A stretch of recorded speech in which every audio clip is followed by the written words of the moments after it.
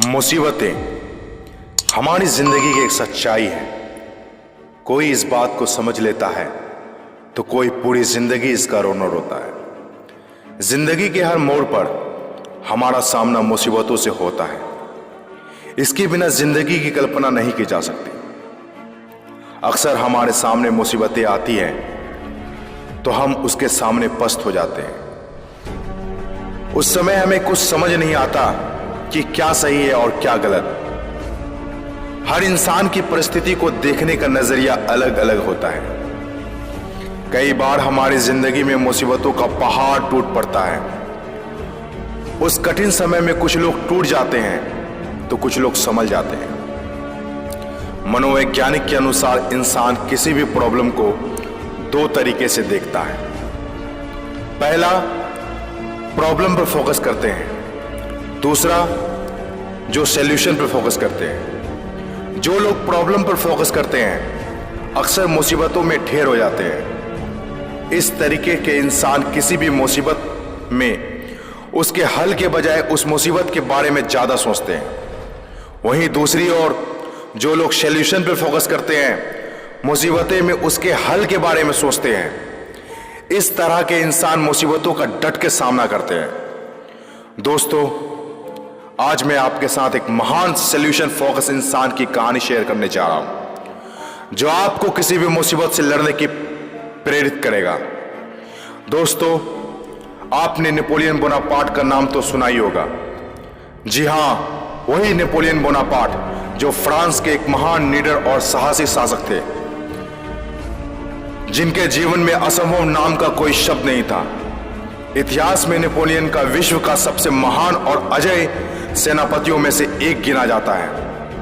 वह इतिहास के सबसे महान विजेताओं में से एक माने जाते थे। नेपोलियन अक्सर जोखिम भरे काम किया करते थे। एक बार उन्होंने अल्पास पर्वत को पार करने का ऐलान कर दिया।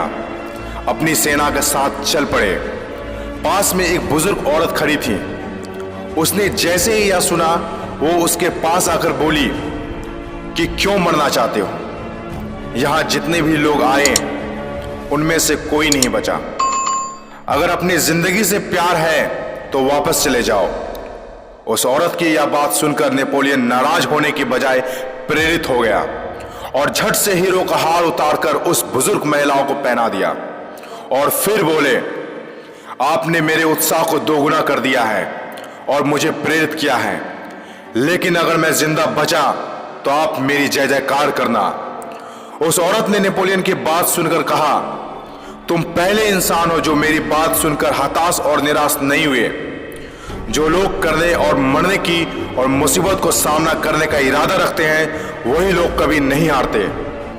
लेकिन सैनिकों को कौन समझाता? उन लोगों ने आगे बढ़ने से इनकार कर दिया। नेपोलियन ने सभी सैनिकों को अपने पास बुलाया और पूछा, क्या किसी ने अल्पास पहाड़ को कभी देखा है? सभी सैनिकों ने कहा, उनमें से कभी किसी ने अल्पास पहाड़ को नहीं देखा है। इस बात पर नेपोलियन ने कहा, तुम सब मेरे साथ आगे बढ़ो।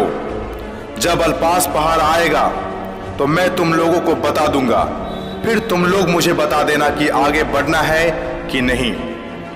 सभी सैनिक नेपोलियन के इस बात से तैयार हो गए। उन लोगों ने नेपोलियन के साथ आगे बढ़ने लगे। 2-3 दिन चलने के बाद सैनिकों को एक पहाड़ नजर आया। सैनिकों ने नेपोलियन से पूछा, क्या यह अल्पास पहाड़ है? नेपोलियन ने कहा, नहीं, या तो एक छोटा सा पहाड़ है। इसके बाद जो पहाड़ आएगा जो इससे कई गुना बड़ा होगा वो अल्पास पहाड़ होगा। यह सुनकर नेपोलियन की सेना आगे बढ़ गई।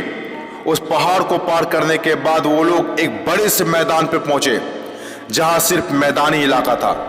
यह देखकर सेना ने पूछा, अल्पास पहाड़ और कितनी आगे है? यह सुनकर नेपोलियन हंसा और कहा, किस अल्पास पहाड़ की बात कर रहे हो? अल्पास पहाड़ तो हम लोगों ने पार कर लिया है।